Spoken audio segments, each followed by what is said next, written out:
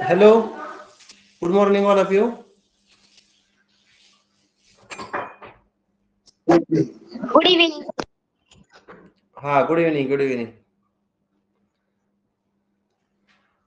आज आपण विभाज्यता हा भाग पाहणार आहोत. घटक दुसरा आहे संख्यावरील क्रिया. त्यातील 6वं प्रकरण आहे. प्रकरणाचं नाव आहे विभाज्यता. आता विभाज्यता बघा, एखाद्या संख्येला पूर्ण भाग जात असेल म्हणजेच बाकी शून्य ठरत असेल. आता एक आपण इथं उदाहरण घेऊया शेजारी. बघा, एक उदाहरण मी घेतो. समजा 25 ही संख्या आहे आणि 25 या संख्येला जर 5 न भागलं तर बघा 5 5 25 आणि गुणाकार जो 25 आहे तो अगोदरच्या 25 मधून आपण काय केला, वजा केला. आता ज्या संख्येला भागतो त्या संख्येला आपण काय म्हणतो रे, तर भाज्य असं म्हणतो. आणि ज्या संख्येनं भागतो त्या संख्येला काय म्हणतात, भाजक असं म्हणतात. बरोबर ना? हो सर. जर बाकी शून्य आली तर हा जो भाज्य आहे तो काय बोलतो, विभाज्य म्हणतो. आणि हा जो भाजक आहे तो विभाजक म्हणतो. म्हणजे भाज्याचा विभाजक कधी बनतो, पूर्ण भाग जात असेल तर. आणि भाजकाचा विभाजक कधी बनतो, पूर्ण भाग जात असेल तर. सर्वांना समजलं ना? जर भागाकारामध्ये बाकी शून्य येत असेल तर भाज्याला म्हणायचं विभाज्य म्हणायचं. विभाजक म्हणायचं. अरे माईक बंद करा बाकीच्या. ठीक आहे.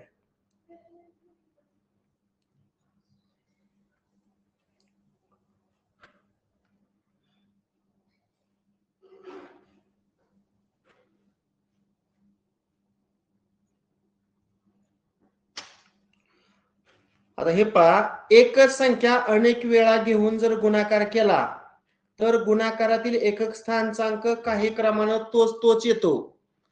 म्हणजे आपण समजा एक आपण उदाहरण घेऊया. आता एक घेतलं, एकचा समजा 2 वेळा मी गुणाकार केला, पुन्हा एकचा पण 3 वेळा गुणाकार केला, पुन्हा एकचा 4 वेळा गुणाकार केला. आता इथं मात्र एकचा 1 वेळा गुणाकार 1, एकचा 2 वेळा गुणाकार 1, एकचा 3 वेळा गुणाकार 1, एकचा 4 वेळा गुणाकार 1. हे ठीक आहे, एकच्या बाबतीमध्ये किती वेळा गुणाकार केला तरी एकच येतो. तर आपण 2 घेऊया. 2, पुन्हा 2चा 2 वेळा गुणाकार, पुन्हा 2चा 3 वेळा गुणाकार घेतला, पुन्हा 2चा पण 4 वेळा गुणाकार घेऊन पाहूया. आता 2चा 5 वेळा गुणाकार म्हणजे 2चा 5 घातांक लिहितो मी, जागा अपुरी असल्यामुळं. 2चा 6 वेळा गुणाकार म्हणजे 2चा 6वा घातांक, 2चा 7 वेळा गुणाकार म्हणजे 2चा 7वा घातांक आणि 2चा 8 वेळा गुणाकार म्हणजे 2चा 8 घातांक. आता इथं किंमत किती आहे, 2चा 1 वेळा गुणाकार केल्यावर 2.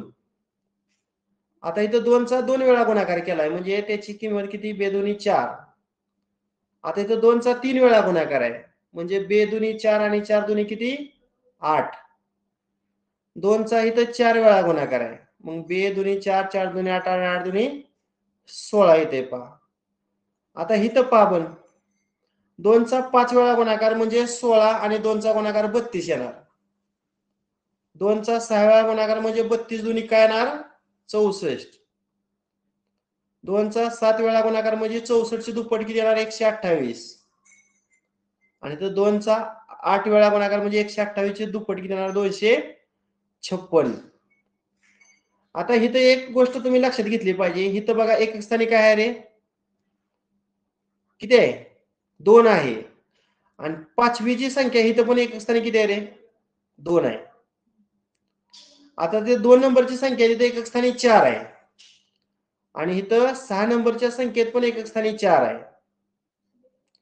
3 नंबरच्या संख्येत एकक स्थानी 8 आहे आणि इथं 7 नंबरच्या संख्येत पण एकक स्थानी 8 आहे.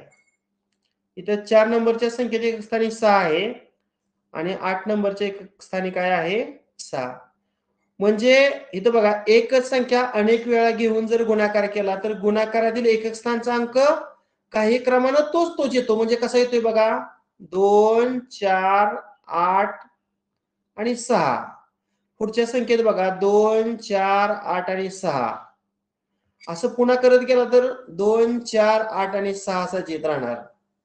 म्हणजे एकच संख्या अनेक वेळा घेऊन जर गुणाकार केला तर गुणाकारातील एकक स्थानचा अंक काही क्रमानं तोच येतो.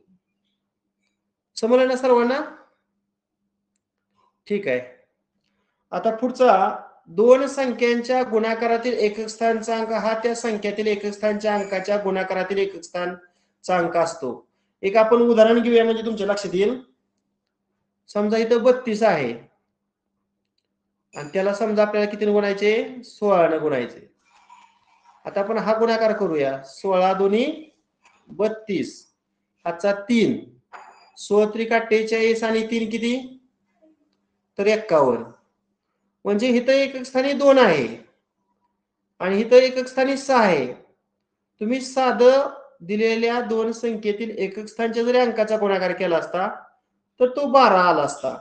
म्हणजे इथं जो एकक स्थानचा अंक आहे तोच इथं पण काय आहे एकक स्थानचा अंक आहे. दोन संख्यांच्या गुणाकारातील एकक स्थानचा अंक म्हणजे हा एकक स्थानचा अंक आणि हा एकक स्थानचा अंक हा त्या संख्येतील एकक स्थानच्या अंकाच्या गुणाकारातील. मग ह्यांचा जर गुणाकार केला तर तिथं एकक स्थानचा अंक पहा. गुणाकारातील एकक स्थानचा अंक ह्या दोन अंकातील गुणाकारातील एकक स्थानच्या अंकाच्या गुणाकारातील एकक स्थानचा अंक आहे. हे पण या ठिकाणी आपल्याला समजलं पाहिजे पहा. आता आपण पाहणार आहोत विभाज्यतेच्या कसोट्या. आता या कसोट्या तुम्हाला यापूर्वी झालेल्या आहेत तरी पण एकदा रिव्हिजन म्हणून आपण घेतोय पहा. संख्येच्या एकक स्थानी जर 0, 2, 4, 6, 8 यापैकी एखादा अंक जर असेल तर त्या संख्येला 2 ने निश्चेष भाग जातो. आता उदाहरणार्थ बघा 5468 ही संख्या आहे आणि दुसरी संख्या घेतली 7943. आता या दोन पैकी कोणत्या संख्येला 2 ने निश्चेष भाग जाईल तर हे जे अंक आहेत का नाही 5 अंक आहेत ह्यापैकी अंक बघा एकक स्थानी आहे का इथं एकक स्थानी त्या 5 पैकी अंक आहे म्हणून ह्या संख्येला 2 ने भाग जातोय. मात्र इथं एकक स्थानी विषमांक आहे वर विषमांक नाही म्हणून ह्या संख्येला 2 ने निश्चेष भाग जात नाही. अशी ही 2 ची कसोटी आहे. अतिशय सोपी अशी ही कसोटी होती 2 ची. आता 3 ची कसोटी पहा. ज्या संख्येतील सर्व अंकांच्या बेरजेला 3 ने निश्चेष भाग जातो तसेच कोणत्याही 3 अंकी संख्येत तीनही अंक जर समान असतील तर त्या संख्येला 3 ने निश्चेष भाग जातो. आता एक उदाहरण आपण घेऊया. मी तुम्हाला एक संख्या देतो पहा.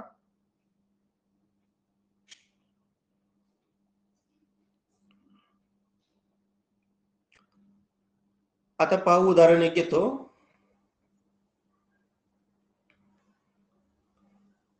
774 सर्व अंकांची आपण बेरीज करूया ह्याच्यामध्ये. म्हणजे 7 + 7 + 4 किती आली बेरीज 7 आणि 7 14 आणि 14 आणि 4 किती आले 18. आता 18 या संख्येला बघूया आपण 3 ने भाग जातोय का. जर 18 या संख्येला 3 ने भागलं तर 3 + 18 म्हणजे पूर्ण भाग जातोय. याचा अर्थ 774 ही काय आहे 3 च्या पटीतील संख्या आहे. आणि दुसरा नियम काय आहे पहा कोणत्याही 3 अंकी संख्येत तीनही अंक समान असतील. समजा 111 तिन्ही अंक समान आहेत म्हणून याला 3 ने भाग जातोय. 222 तीनही अंक समान आहेत म्हणून 3 ने भाग जातोय. 333 तीनही अंक समान आहेत म्हणून याला सुद्धा 3 ने निश्चेष भाग जातोय. म्हणजे दिलेल्या 3 अंकी संख्येमध्ये जर तीनही अंक समान असतील तरी सुद्धा त्या संख्येला काय होतो तर 3 ने निश्चेष भाग जातो. त्यानंतर आपण 4ची कसोटी पाहूया. ज्या संख्येतील एकक व दशक स्थानच्या अंकाने तयार होणाऱ्या संख्येला 4 ने निश्चेष भाग जातो, त्या संख्येला 4 ने निश्चेष भाग जातो. एक आपण उदाहरण घेऊया. आता तुम्हाला एक उदाहरण म्हणून संख्या तुम्हाला देतो पहा. 10,348 ही संख्या आहे. आता इथे सांगितलं फक्त एकक आणि दशक या स्थानच्या अंकाची 2 अंकी संख्या पाहिजे. म्हणजे इथं एकक 8 आहे आणि दशक काय आहे 4 आहे. मग ही 48 ही संख्या आहे. 48. मग 48 या संख्येला बघूया आपण 4 न भाग जातोय का? 4 एके 4, बाकी 0 उरली, वरून घेतलं 8 आणि पुन्हा 4 दुनी 8 आणि 8 आणि 8 ची वजाबाकी किती येते 0. म्हणजे शेवटचं जे 2 अंक आहेत त्या 2 अंकापासून तयार होणारी 48 ही 2 अंकी संख्या आहे. ज्या अर्थी 48 ला 4 ने निश्चेष भाग जातोय त्या अर्थी 10,348 ह्या 5 अंकी संख्येला सुद्धा 4 न काय होतो तर निश्चेष भाग जातो. आणि अजून एक इथं विधान दिलेलं आहे बघा. ज्या संख्येमध्ये शेवटी 2 शून्य असतात. आता उदाहरणार्थ बघा 500 किंवा 4100. इथं पण एकक 0 आहे, दशक 0 आहे. इथं पण एकक 0 आहे, दशक 0 आहे. म्हणजे एकक आणि दशक स्थानचं जर अंक 00 असं असतील तरी सुद्धा त्या संख्येला काय होतो तर 4 न काय होतो निश्चेष भाग जातो. अशी ही काय आहे तर 4ची कसोटी आहे. त्यानंतर पुढची कसोटी आहे 5ची. ही सगळ्यात सोपी पहा. अगदी 100 असेल किंवा 105 असेल. आता 100 मध्ये एकक स्थानी 0 आहे आणि 105 या संख्येमध्ये एकक स्थानी 5 आहे.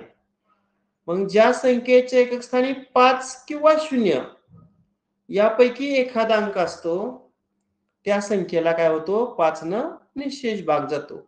सगळ्यात सोपी ही कसोटी होती. आता 6ची कसोटी पहा. ज्या संख्येला 2 व 3 या दोन्ही संख्यांना निश्चेष भाग जातो त्या संख्येला 6 न निश्चेष भाग जातो. एक आपण उदाहरण घेऊया. 6, 3, 9, 5 आणि 1 म्हणजे 63,951. एकच मिनिट, थोडा अंक आपण बदलूया शेवटचा. इथे 4 घेतो. आता आपल्याला 2ची कसोटी सर्वांनाच माहित आहे. एकक स्थानी जर समांक असेल तर 2 न भाग जातो. इथे एकक स्थानी समांक आहे म्हणजे या 5 अंकी संख्येला 2 न भाग जातोय. आणि 3ची कसोटी काय आहे अंकाची बेरीज करायची असते पहा. मग आपण बेरीज करूया. 6 अधिक 3 अधिक 9 अधिक 5 अधिक 4. बघूया आपण बेरीज करून. 6 आणि 3 9, 9 आणि 9 18, 18 आणि 5 18 आणि 5 23, 23 आणि 4 वाटते 27 येते. आणि 27 ला 3 न भाग देतोय ना बघा. 3 9 27. म्हणजे या 5 अंकी संख्येतील अंकाची बेरीज 27 आणि 27 ला जर 3 न निश्चेष भाग जात असेल तर या संख्येला 3 न पण काय होतोय निश्चेष भाग जातोय. आणि या संख्येला 3 न पण निश्चेष भाग जातोय आणि 2 न पण निश्चेष भाग जातोय. म्हणून ह्या संख्येला 6 न काय होतोय तर निश्चेष भाग जातोय. अशी ही आपली 6ची कसोटी यापूर्वी तुम्हाला झालेली होती. त्यानंतर पुढची कसोटी आहे 7ची पहा. दिलेल्या संख्येतील एकक स्थानच्या अंकाची दुप्पट उरलेल्या अंकाने तयार होणाऱ्या संख्येतून वजा केली असता जर वजाबाकी 0 अथवा 7 ने विभाज्य असेल तर त्या संख्येला 7 न काय होतो निश्चेष भाग जातो. आता आपण एक उदाहरण घेऊया म्हणजे तुमच्या अजून लक्षात येईल पहा. समजा 1806 ही संख्या तुम्हाला दिली पहा. 1806. आता इथं दिलेल्या संख्येतील एकक स्थानची दुप्पट. एकक स्थानचा अंक कुठला आहे रे तर 6 आहे. मग ह्या 6ची दुप्पट आपण करूया. 6 आणि 2चा गुणाकार किती आला? 12 आला. आणि ही दुप्पट उरलेल्या अंकाने तयार होणाऱ्या संख्येतून वजा केली. मग उरलेल्या अंकाने तयार होणारी संख्या कुठली आहे? 180 आहे. 180 मधून तुम्ही जर 12 वजा केलं पहा किती येते रे? मला वाटतं 168 येते. किती येते? 168. आणि मग आता 168 ला बघूया आपण 7 न भाग जातोय का? 168 ला 7 न भाग जातोय का बघू? 7 दुनी 14. 16तून 14 गेल्यानंतर 2 उरलं, वरून घेतलं 8. आणि बघा 7 चोक 28. आणि मग 28 मधून 28 केल्यानंतर 0 बाकी आले. मग इथे सांगितले बघा, एकक स्थानच्या अंकाची दुप्पट उरलेल्या संख्येतून जर वजा केली तर वजाबाकी 0 किंवा 7 ने विभाज्य.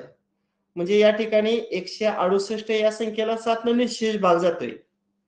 म्हणून ह्या 1806 या संख्येला सुद्धा 7 न निश्चेष भाग जातोय. अशी ही 7ची कसोटी होती. त्यानंतर 8ची कसोटी आपण पाहूया. ज्या संख्येतील एकक, दशक व शतक स्थानच्या अंकाने तयार होणाऱ्या संख्येला 8 न निश्चेष भाग जातो. आता एक आपण उदाहरण घेऊया म्हणजे अजून तुमच्या लक्षात येईल चांगलं. समजा मी संख्या घेतली 4712. आता एकक, दशक आणि शतक या स्थानच्या 3 अंकाने तयार होणारी संख्या कुठली आली रे? तर 712 आली पहा. कोणती आली? 712. मग या 712 ला 8 न भाग जाईल का बघा बरं? 712 ला आपण करून बघूया. 8 8 64. 71 मधून 64 गेल्यानंतर 7 उरलं, 7 2 72. आणि 8 9 72. पूर्ण भाग गेला बघा. मग शेवटचं 3 अंक आहेत, त्या 3 अंकापासून तयार होणाऱ्या 3 अंकी संख्येला जर 8 न भाग जात असेल तर ह्या 4712 या संख्येला सुद्धा 8 न निश्चेष भाग जातो. आणि ह्याला अजून एक आहे पहा, ज्या संख्येमध्ये शेवटी 3 शून्य असतात, म्हणजे बघा शतक 0, दशक 0 आणि एकक 0, ह्या संख्येला सुद्धा 8 न भाग जातो पहा. किंवा एखादं समजा दिलं 51,000. बघा इथं पण एककला 0 आहे, दशकला 0 आणि शतकला 0 आहे. ह्या संख्येला सुद्धा काय होतो? तर 8 न निश्चेष भाग जातो. ह्या 8च्या कसोट्या आहेत.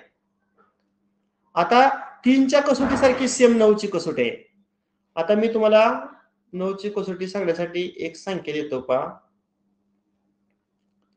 समजा मी संख्या घेतली 13,122. आता यातील अंकाची तुम्ही बेरीज करून बघा किती ती. 3 आणि 1 4 आणि 1 5, 5 आणि 2 7, 7 आणि 2 9.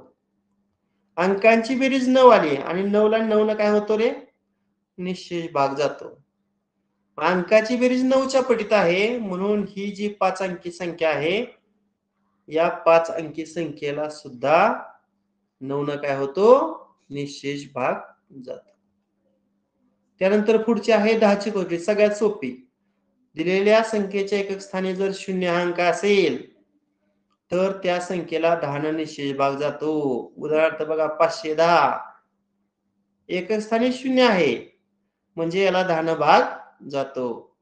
7190. इथं पण एकक स्थानी 0 आहे, म्हणून या संख्येला सुद्धा 10 न काय होतो? निश्चेष भाग जातो.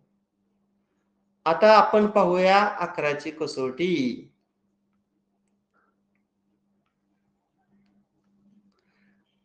आता बघा, एखाद्या संख्येतील समस्थानच्या अंकांची बेरीज व विषम स्थानच्या अंकांची बेरीज यातील फरक जर 0 अथवा 11च्या पटीत असेल तर त्या संख्येला 11 न काय होतो? निश्चेष भाग जातो. आता एक उदाहरण घेतो बघा. 52,679. 679. आता ह्या 3 अंकांची मी बेरीज करतो बघा. एकडे घेतोय 5 6 आणि 9. आता 5 आणि 6 11, 11 आणि 9 20, 20 बेरीज येते पहा. आता ह्या एकाडे एक राहिलेलं 2 आणि 7 ची बेरीज घेतो. आता ही बेरीज किती आली रे? 9. म्हणजे समस्थानच्या अंकांची बेरीज आणि विषम स्थानच्या अंकांची बेरीज यातला फरक आता मी काढतोय पहा. म्हणजे 20 आणि 9 ह्या दोघांतला फरक किती आला? 11 आला पहा. म्हणजे 11च्या पटीत फरक आला. म्हणून या संख्येला सुद्धा काय झाला? तर 11नं निशेष भाग जातो. सर्वांना 11ची कसोटी समजली का? समजली असेल. हा, आता आपण प्रत्यक्ष नमुना उदाहरण घ्यायला सुरुवात करतोय पहा. पुढील पैकी अयोग्य विधान कोणते? आता थोडा तुमचा माईक चालू करतो. फक्त तुम्ही काय करा, तुमचा माईक बंद ठेवा. कसोट्या सर्वांना समजल्या का सांगा? हो सर. हॅलो. हा, हो सर. आता सर्वांनी माईक बंद ठेवा, नाहीतर मला पुन्हा मगासारखा माईक बंद करावा लागेल सर्वांचा. बघूया. हा, पुढील पैकी अयोग्य, अयोग्य म्हणजे काय रे? चुकीचे. चुकीचे विधान. आता बघा, 2 व 5 ने निषेध भाग जात असेल तर 10 ने निषेध भाग जातो. विधान बरोबर का चुकीचं? बरोबर. कारण बे पंचे 10. बरोबर. 2 न 5 न भाग जातोय म्हणजे 10 न जाणारच. ब 6 न निषेध भाग जाणाऱ्या संख्यांना 2 व 3 न निषेध भाग जातो. बेत्रिक 6. बरोबर. त्यानंतर क 7 ने भाग जाणाऱ्या सर्व संख्या विषम असतात. आता संख्या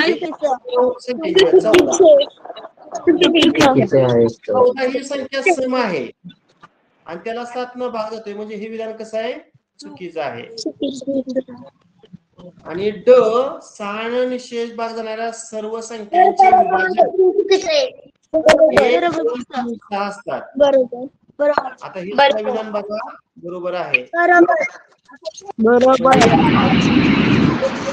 आहे. सुंदर कुठला आहे? अयोग्य म्हणजे चुकीचं. हो. क म्हणजे पर्याय क्रमांक किती? 3. 3. सर्वांना समजला ना हा प्रश्न? 3. हा, बरोबर आहे. 3. ठीक आहे. हा, पुढचा प्रश्न पहा. 3 नंतर असं फुले आहे पहा. पुन्हा हॅश चिन्ह आहे बघा आणि पुन्हा 6 आहे. या संख्येला 3 न निषेध भाग जातो. मग 3 ची कसोटी काय रे? या 4 अंकाची बेरीज 3च्या पटीत असायला पाहिजे ना? संख्येची बेरीज 3च्या पटीचा अंक. अंकांची बेरीज 3च्या पटीत असायला 2 पाहिजे. सर. आता इथं काय सांगितलंय? स्टारचा जो अंक आहे किंवा फुलीचा जो अंक आहे तो हॅशच्या अंकापेक्षा 1 न जास्त आहे. आता आपण हे पर्यावरण काढू शकतो. समजा इथं जी फुले आहे का नाही, फुली, त्या फुलीच्या ठिकाणी आपण काय घेऊया सांगा? समजा मी फुलीच्या ठिकाणी मी 2 घेतलं. बघा, फुलीची किंमत 2 झाली आणि मग ह्याची किंमत किती येणार? 1 येणार. कारण 1 आणि 1 2. आता आपण यात किमती टाकून बघूया. फुलीच्या जागेवर मी 2 ठेवलं आणि ह्याच्या जागेवर 1 ठेवलं आणि एक स्थानचा अंक 6. 3216. या संख्येला बघा 3 न भाग जातोय का? अंकाची बेरीज करून बघा तर तुम्ही. जातोय. बेरीज 12 आहे. मग या 12ला 3 न भाग जातोय म्हणजे आपण फुलीच्या ठिकाणी 2 अंक घेतलेला आणि ह्याच्या ठिकाणी 1 अंक घेतलेला बरोबर आहे. मग आपल्याला फुलीच्या ठिकाणी कोणता अंक मिळाला? तर 2 अंक मिळाला. पर्याय क्रमांक 2. पर्याय क्रमांक 2. हा, प्रश्न तिसरा पहा. पुढील विधाने वाचा व योग्य पर्याय निवडा. 2 अचूक पर्याय निवडायचा आहे. तर 2 अचूक पर्याय. 3 व 4 ने विभाज्य असणाऱ्या सर्व संख्या 8 ने विभाज्य असतात. सांगा बरोबर आहे का चुकीचं? चुकीचं. चुकीचे. हे चुकीचं आहे. बरोबर आहे.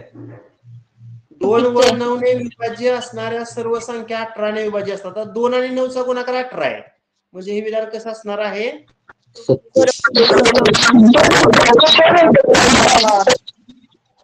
बरोबर असणार आहे. पुढे पहा, क 6 व 10 ने विभाज्य असणाऱ्या सर्व संख्या 2 ने विभाज्य असतात. बरोबर.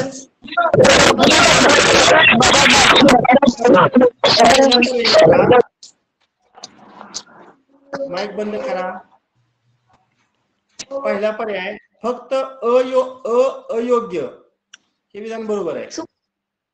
अयोग्य म्हणजे पहिलं विधान चुकीचं आहे ना. विधान चुकीचं आहे. हा पर्याय बरोबर आहे. ब व क योग्य 1 व 2 हे पण बरोबर आहे. व ब योग्य हे चुकीचं आहे. आणि क अयोग्य हे पण चुकीचं आहे. म्हणजे याचं उत्तर काय आलं? पर्याय क्रमांक 2. सर्वांनी माईक बंद करा. कोणाचा माईक चालू आहे बघा.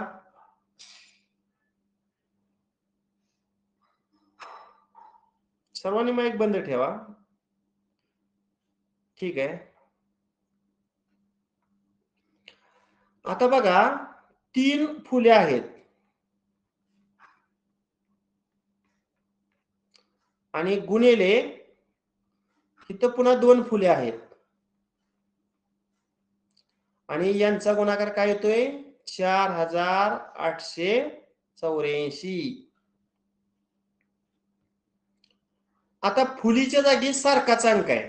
तुम्ही आता मला सांगा, 1 जर घेतलं तर इथं मी 1 ठेवलं समजा आणि इथं 1 ठेवलं तर 1 आणि 1 चा गुणाकार 1 इथं आहे का रे एकच स्थानी?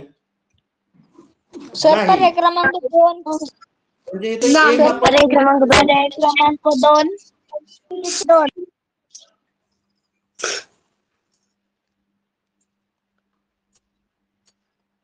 हा.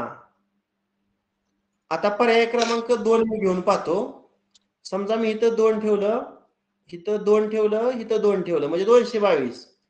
इथं 2 ठेवलं, इथं 2 ठेवलं. आता 222 आणि 22 आपण गुणाकारच करून बघूयात. येतोय का? 4884. 22 दुनी 44 हाचाला 4. 22 दुनी 44 आणि 4 48 हाचाला 4. 22 दुनी 44 आणि 4 किती? 48. अगदी बरोबर. म्हणजे फुलीच्या जागेवर 2 अंक येणार आहे. पुढचा प्रश्न 5वा पहा. 2, 4, 6 हे अंक एक एकदा वापरून 8 न निश्चित भाग जाणाऱ्या लहानात लहान व मोठ्यात मोठ्या संख्येतील फरक किती? मला सांगा पण. अगोदर मोठ्यात मोठी संख्या सांगा बघू. मोठ्यात मोठी 642. 624.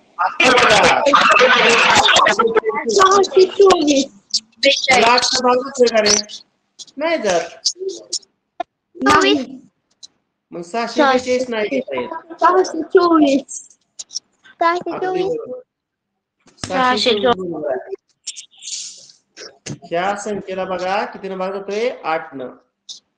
8 7 56 आणि 8 8 64. 624 ही मोठ्यात मोठी आली आहे की नाही? आता मला काय सांगणार? या 3 अंकांपैकी 264. बरोबर. आता या दोघांतला फरक काढायचा. 0 6 1 आणि 3 आहे का पर्याय 360? पर्याय क्रमांक 4. नेक्स्ट बघा 7 9 4 अशा प्रकारची सिम्बॉल आहे. कुणाचं माईक चालू आहे रे? माईक कुणाचं चालू आहे?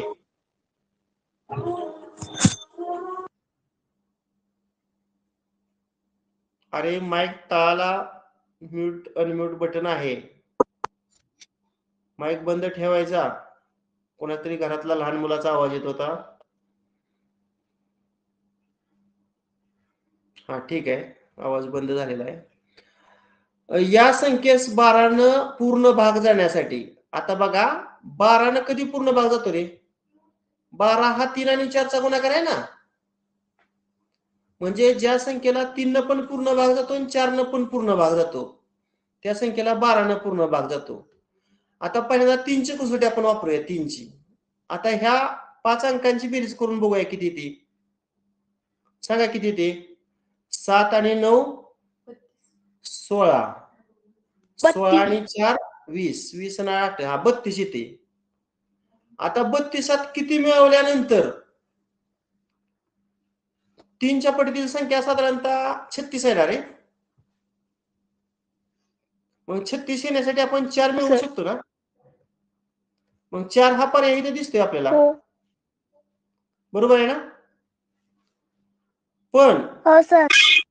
4 जर ठेवला इथं अंक समजा आपण तर 3 न भाग जातोय. मग 4 न जातोय का बघा पण.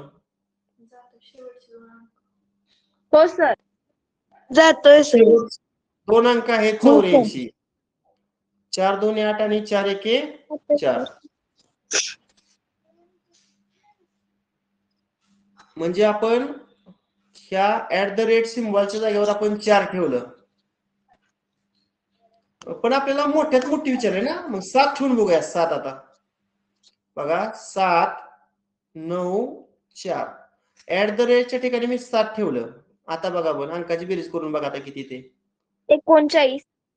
32 आणि 7 39 आलं. बरोबर आहे. 39 ला 3 भाग जातोय का रे? 13 त्रिक 39. हा 3 न भाग जातोय पा. आता 4 न जातोय का बघा. जातोय. नाही. जातोय की. नाही. जातोय सर. म्हणजे ही जी संख्या आहे त्याला 3 न पण जातोय आणि 4 न पण जातोय. म्हणजे 7 अंक ठेवलं तरी सुद्धा त्याला 12 न भाग जातोय. मग आता हे दोन्ही पर्याय आहेत पण त्याचा सर्वात मोठा पर्याय कोणता? मग 4 पेक्षा मोठं काय आहे रे? 7. त्यामुळे याचं उत्तर पर्याय क्रमांक किती आहे? 4. त्यानंतर पुढचा प्रश्न आहे 7वा पहा. 700 ते 800 पर्यंतच्या 7 न विभाज्य असलेल्या पूर्णांक संख्या किती? आता 7 न भाग जाणारी पहिली संख्या 700 धरू आपण. त्यानंतर काय येणार आहे? त्यात 7 ऍड करा. 707. त्यात पुन्हा 7 ऍड करा. 714. असं जर करत गेलं तर आपण 7 × 70 मिळवलं 700 तर पुढची काय येणार? 770 येणार. म्हणजे ह्या एकूण संख्या किती झाल्या रे? मला वाटते 10 झाल्या. 700 पासून 770 पर्यंत किती झाल्या? 10. 11 झाल्या. पण त्याच्या पुढच्या आपण मोजूया. 700 पासून 707 1 हा 11 झाल्या. 11 झाल्या. आता ह्याच्या पुढच्या 770च्या पुढच्या बघा 800 पर्यंतच्या 777 पुन्हा 7 मिळवत जायचं. 784. त्यानंतर 791. पुन्हा 7 मिळवा. 791. हा हे किती झाल्या मग? क्रमांक 4. 4. म्हणजे अगोदर 11 आणि ह्या 4 15. पर्याय क्रमांक 4. क्रमांक 4. पर्याय क्रमांक 4 बरोबर आहे. ही झाली सर्व आपली नमुना उदाहरण. नमुना उदाहरण सर्वांना समजली का? आता आपण स्वाध्याय 6 चालू करतोय पहा. स्वाध्याय 6 प्रश्न पहिला आहे 6 न निशेष भाग जाणाऱ्या संख्यांना 2 व 3 न निशेष भाग जातो. हे विधान योग्य आहे? आहे. हो बरोबर. निशेष भाग जाणाऱ्या संख्यांना निशेष भाग जातो. 3 5 15. बरोबर म्हणजे हे आहे. सुद्धा योग्य आहे. बरोबर आहे. आता 600 या संख्येला 2 न भाग जातोय का? एक एक स्थानी बरोबर. म्हणजे 3 न पण जातोय. सर पर्याय क्रमांक 3. शून्य आहे म्हणल्यावर 5 न पण जातोय. म्हणजे हे सुद्धा विधान कसं आहे? योग्य आहे. मग तिन्ही विधान पर्याय क्रमांक 3 योग्य. पर्याय क्रमांक 3. पर्याय क्रमांक 3.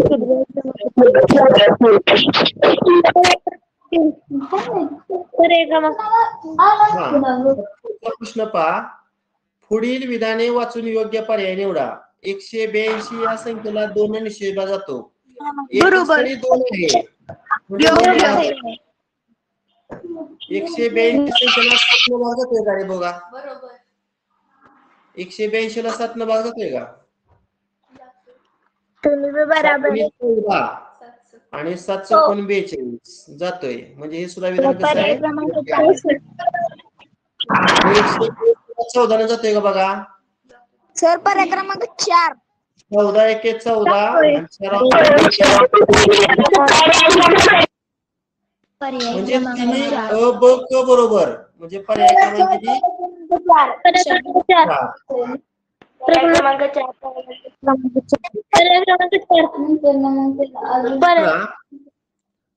अरे माईक बंद करायचा. जास्त वेळ तुमचा माईक चालू ठेवू नका. 5 व 0 हे अंक वापरून 11 न भाग जाणाऱ्या 4 अंकी संख्यांची बेरीज किती? आता तुम्ही मला एक एक संख्या सांगायची. चला 4 अंकी संख्या की ज्यामध्ये 5 आणि 0 हे अंक असलं पाहिजेत आणि त्या संख्येला 11 न भाग गेला पाहिजे. आता मी पहिली संख्या घेतो 5555. जातोय का 11 न भाग बघा? 5 आणि 5 10 आणि इथं एकडे 5 10. मग इथं 10 आणि 10चा फरक 0 आला. 11ची कसोटी काय आहे? समस्थानच्या अंकांची बेरीज आणि विषमस्थानच्या अंकांची बेरीज यातला फरक 0 किंवा 11च्या पटीत. म्हणजे ह्या संख्येला 11 न भाग जातोय. अशी अजून तयार करा तुम्ही. सर 5005 अनुष्का कसबे. 5500 बरोबर. आता इथं पण करून बघा तुम्ही. 5 आणि 0 5 आणि इथं 5 आणि 0 5. म्हणजे इथं 5 आणि 5 ची वजाबाकी किती आली? 0. अजून सांगा. 5005.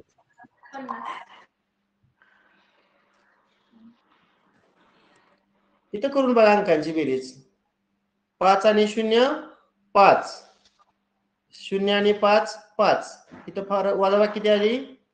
0. अजून काय येते का बघा बरं? अजून एखादी 4 अंकी संख्या येते का? मला वाटतं एवढ्याच 3 आहेत. आता ह्यांची आपण बेरीज करू. 5 आणि 5 10. हाताला 1. 5 आणि 1 6. 5 आणि 5 10. पर्याय हाताला 1 क्रमांक 4. आणि 16. 16007. पर्याय पर्याय क्रमांक 1. ठीक आहे. पुढचा प्रश्न आपण घेऊया.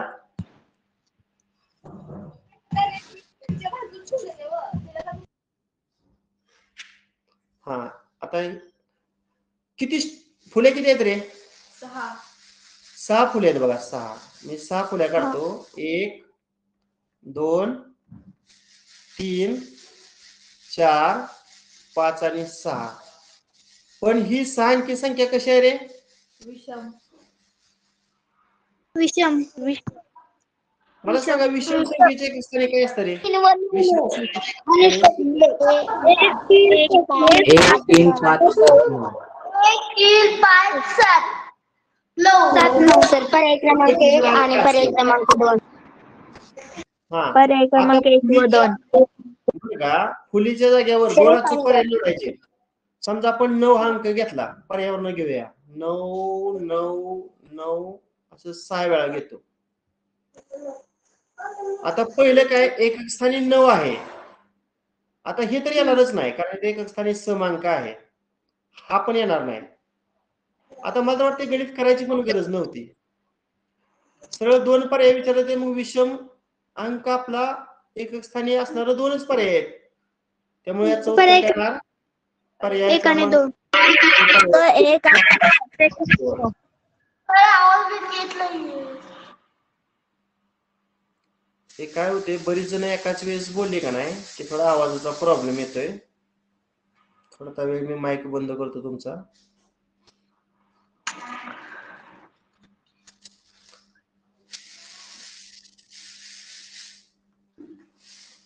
आता पुढचा प्रश्न पहा. ही 11 निश्चय भाग जाणारी विषम संख्या आहे. तर 11 निश्चय भाग जाणारी पीच्या पुढची दुसरी विषम संख्या कोणती? आता समजा पी चीच किंमत आपण काय करूया, 11 घेऊया. बघा, मी पी चीच किंमत काय घेतोय, 11 घेतोय. पहिली संख्या 11 घेतली. आता 11चा पाढाच लिहितो. 11 दुनी 22, 11 त्रिक 33, 11 चौक 44, 11 पाची 55. बघा, मी पी ची किंमत किती घेतलेली आहे, 11 घेतलेली आहे. आता काय विचारलंय, समजा पी ही 11 निश्चय भाग जाणारी विषम संख्या आहे. 11 ही विषम संख्या आहे. आता 11 निश्चय भाग जाणारी पी च्या पुढची दुसरी विषम संख्या कोणती? आता पी च्या पुढची ही पहिली विषम संख्या झाली. बघा, त्या तिशी काय झाली, पहिली विषम संख्या झाली. आणि 55 ही काय झाली, पीच्या पुढची दुसरी विषम संख्या झाली. 22 आणि 44 या समसंख्या आहेत. त्यामुळे समसंख्या आपल्याला विचारल्या नाहीत. विचारले काय, विषम संख्या. मग आता मला सांगा, पीच्या पुढची दुसरी विषम संख्या कुठली आली रे? 55 आली का? मग आता 11 किती मिळवल्यावर 55 येते सांगा बघू. 11 मध्ये 44 मिळवल्यानंतर मग इथं मी 44 देतो. आणि आपण या 11लाच काय मानलं होतं, पी मानलं होतं. म्हणजे दुसरी विषम संख्या काय आली, पी अधिक 44. आणि पी अधिक 44 हा फक्त पहिला पर्याय. पर्याय क्रमांक काय आहे, तर 1.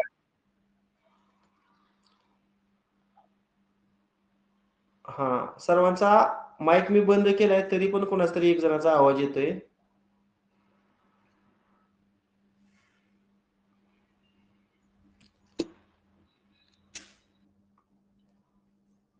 हा, चला पुढचा प्रश्न घेऊया.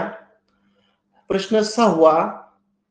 1080 या संख्येला पुढीलपैकी कोणत्या संख्येनं निश्चय भाग जात नाही? आता संख्या दिली बघा 1080. कोणत्या संख्येनं भाग जात नाही? आता एकक स्थानी 0 आहे, म्हणजे 5 न भाग जातोय, कारण 5 ची कसोटी. अंकांची बेरीज 9 येते, म्हणजे 9 न पण निश्चय भाग जातोय. आता एकक स्थानी आता 12 ची कसोटी अशी आहे पहा, ज्या संख्येला 3 न पण भाग जातो आणि 4 न पण भाग जातो त्याला 12 न भाग जातो. आता अंकाची बेरीज 9 आहे, म्हणजे 3 न भाग जातो. आणि शेवटचं 2 अंकी संख्या 80 आहे, आणि 80 ला 4 न भाग जातोय, 20 चौक 80, म्हणजे ह्याला 4 न पण भाग जातोय. ज्या अर्थी 3 न पण भाग जातोय आणि 4 न पण भाग जातोय, त्या अर्थी 12 न पण भाग जातोय. म्हणजे एकमेव पर्याय 13 उरला बघा. या संख्येला जर तुम्ही 13 न भागलं तर निश्चय भाग जात नाही. म्हणून याचं उत्तर काय आहे, पर्याय क्रमांक 3 आहे. आता प्रश्न 7. 336, 252, 322 या तिन्ही संख्यांना पुढीलपैकी कोणत्या संख्येने निश्चय भाग जातो? बघा, थोडा विचार करा. आता आपण क्रमानं एक एक पर्याय घेऊन पाहूया. वाटते 7वा प्रश्न आहे. आता पहिल्यांदा 8 घेऊन बघूया. इथं 336 आहे, ह्याला 8 न जातोय का बघा. 8 चौक 32, 8 दोन्ही 16 जातोय. आता 252 ला 8 न जातोय का पहा.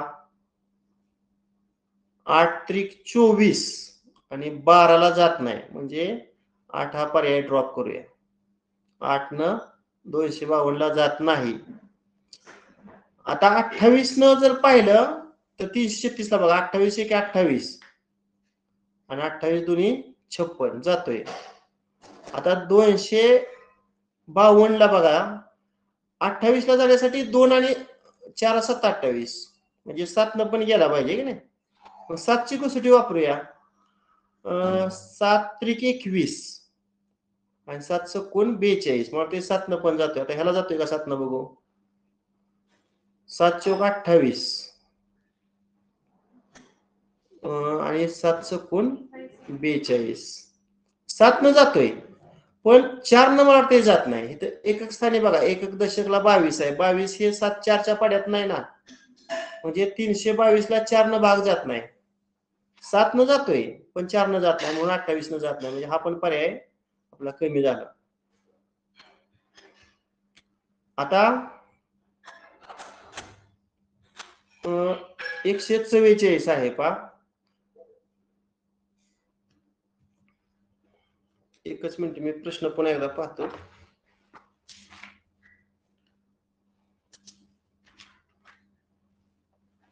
तीनशे 36 252 322 या तिन्ही संख्यांना पुढीलपैकी कोणत्या संख्या हा माझं चुकून इथं 144 आहे 14 पाहिजे होतं हे मी एक खोडतो. आता 14 न भाग जातोय का बघूया. 336 ला 14 न जाण्यासाठी आता 2 आणि 7 चा गुणाकार 14 येतोय. अगोदर 2 न भाग जातोय बघू तिन्ही संख्यांना. इथे एक स्थानी 6 आहे म्हणजे 2 न जातोय. इथे एक स्थानी 2 आहे म्हणल्यावर 2 न जातोय. इथं पण एक स्थानी 2 आहे म्हणल्यावर 2 न जातोय. आता 7 न जातोय का पाहूया. मग अशा पण पाहिलं 7 न पण जातोय म्हणजे याचं उत्तर पर्याय क्रमांक किती आहे 3 आहे.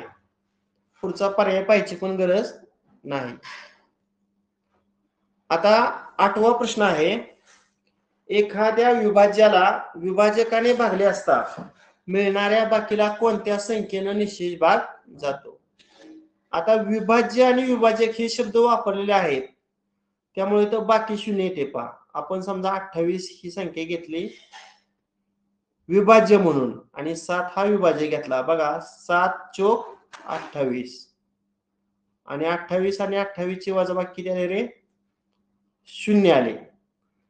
आता बघा एखाद्या विभाज्याला हा विभाज्य आहे विभाजकाने 7 हा काय आहे विभाजक आहे मिळणाऱ्या बाकीला बाकी किती उरली 0. आता 0 ला कशाने भाग जातो रे. इथं प्रश्न कसा आहे 0 ला कशाने भाग जातो. मिळणाऱ्या बाकीनं मिळणारी बाकी 0 आहे 0 ला 0 न भाग जात नाही कारण कोणत्याही अपूर्णांच्या एकक स्थानी 0 नसतं म्हणजे ही अर्थहीन संख्या आहे.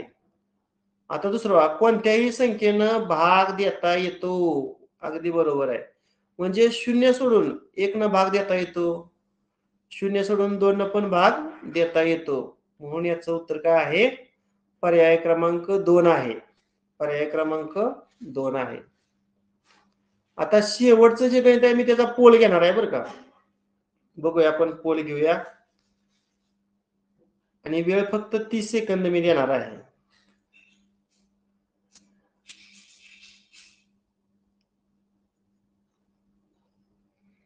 तीस सेकंद फक्त वेळ देतोय.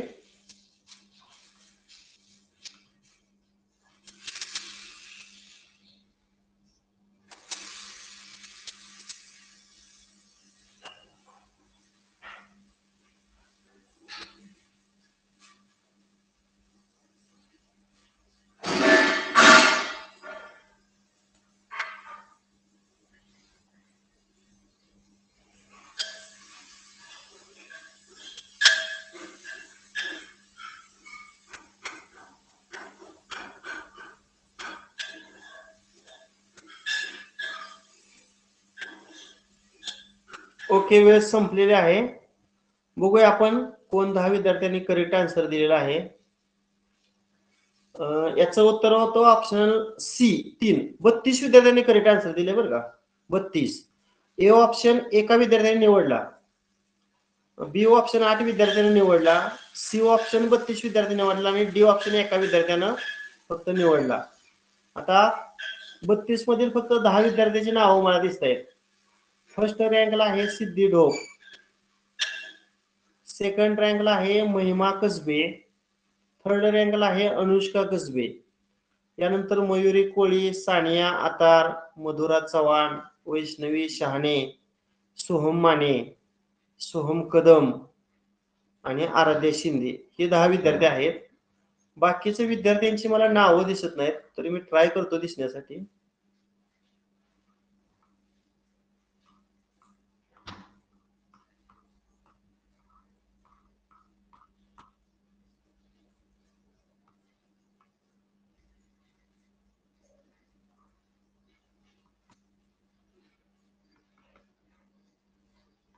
नाहीत. बऱ्याच जणांची 32 जणांची उत्तर बरोबर आहेत, पण मी फक्त 10 जणांची नाव वाचू शकलो. बाकी 22 विद्यार्थ्यांनी पण करेक्ट आन्सर दिलेला आहे. ठीक आहे, असू द्या. बघूया आपण याचं स्पष्टीकरण घेऊया. हा 2, 3 आणि 4 या संख्यांचा गुणाकार करूया. 2 गुणिले 3 गुणिले 4. आता किती गुणाकार आला? 2 6 आणि 6 चोक 24. आणि त्यांनी विचारलंय 24 चे विभाजक. किती सोपा प्रश्न आहे बघा बरं. पहिला विभाजक 1, पुन्हा 2, पुन्हा 3, पुन्हा 4, पुन्हा 6, पुन्हा 8, पुन्हा 12 आणि शेवटी कोणता येणार अंक? 24. असा हा पर्याय क्रमांक 3 होता पहा. अशा जोड्या जुळवायच्या बघा. इथं पहिली आणि शेवटची 24, 2 आणि 12चा गुणाकार 24, 3 आणि 8चा गुणाकार 24 आणि 4 आणि 7चा गुणाकार 24. म्हणजे 4 जोड्या आहेत, म्हणजे एकूण 8 संख्या आहेत. पर्याय क्रमांक 3 बरोबर आहे. अशा पद्धतीनं आज आपण हे प्रकरण पूर्ण संपवलेलं आहे. अगोदर आपण विभाजनाच्या कसोट्या पाहिल्या, त्यानंतर त्याच्यावरची नमुना उदाहरणं पाहिली 7 आणि त्यानंतर स्वाध्याय पण आपण पूर्णपणे सोडवलेला आहे. आजचा भाग सर्वांना समजला का? बघू, मी माईक चालू करतो आता. आजचा भाग सर्वांना समजला का? हो सर. ठीक आहे, बस करूया. Okay, bye. Bye sir. Bye. Bye.